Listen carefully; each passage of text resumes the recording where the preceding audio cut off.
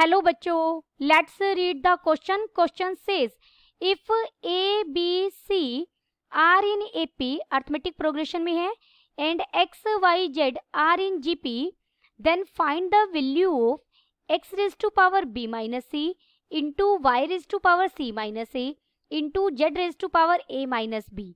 Option A is 0, option B is 1, option C is 4, option D is 2. First we see the key concept.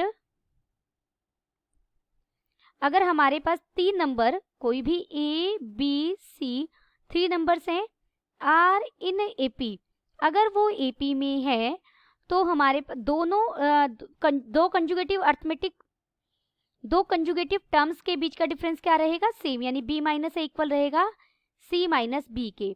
If A B C are in GP, अगर 3 number GP में हो तो definition क्या कहती है?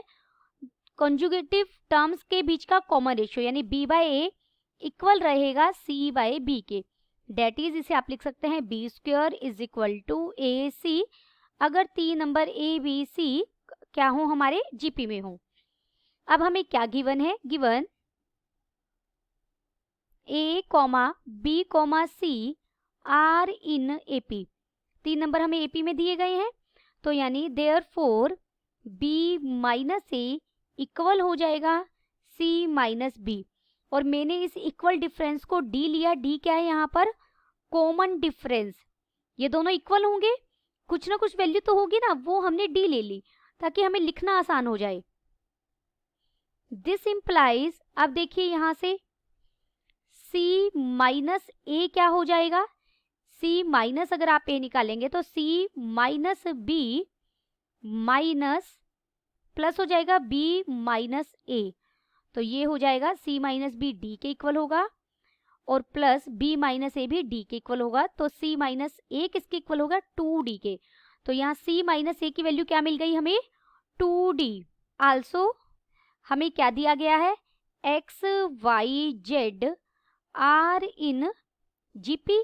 अगर ये GP में है तो वाई स्क्वायर किसके इक्वल हो जाएगा? एक्स जेड के.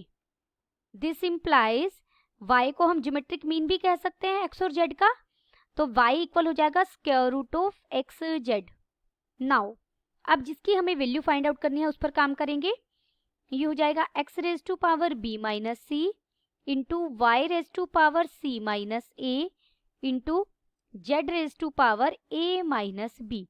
दिस इज इक्वल टू, इसे लिख सकते हैं x raise to power b minus c. देखिए c माइनस बी किसके इक्वल है? c माइनस बी किसके इक्वल है? d के. तो अगर हम माइनस कॉमन लेंगे यानी b माइनस सी किसके इक्वल हो जाएगा? माइनस डी के. तो b माइनस सी की वैल्यू मैंने क्या लिखी यहाँ पर? Minus D into y c minus a किसके इक्वल हो जाएगा? 2d के. और z a माइनस बी फिर किसके इक्वल हो गया? माइनस डी के. यहाँ लिख देते हैं जो c माइनस बी इक्वल है d के, this implies b minus C किसके इक्वल हो जाएगा? माइनस डी के.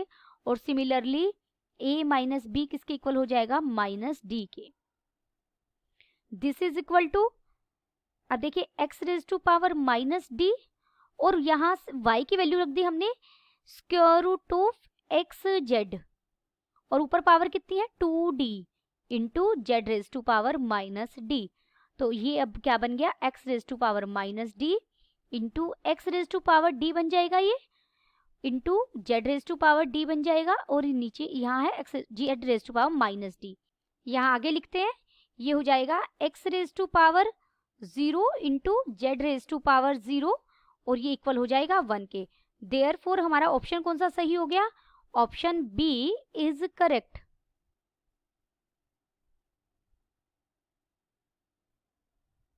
Option B is correct. Hope you understood it well. Best of luck.